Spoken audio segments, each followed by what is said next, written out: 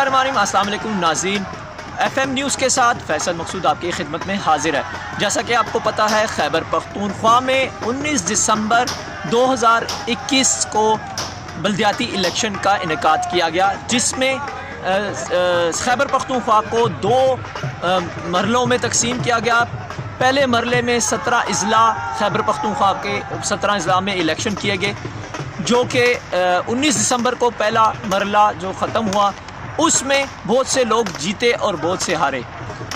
मेरी तरफ से और FM न्यूज़ की तमाम टीम की जानिब से तमाम जीतने वाले उम्मीदवारों को बहुत बहुत मुबारक हो।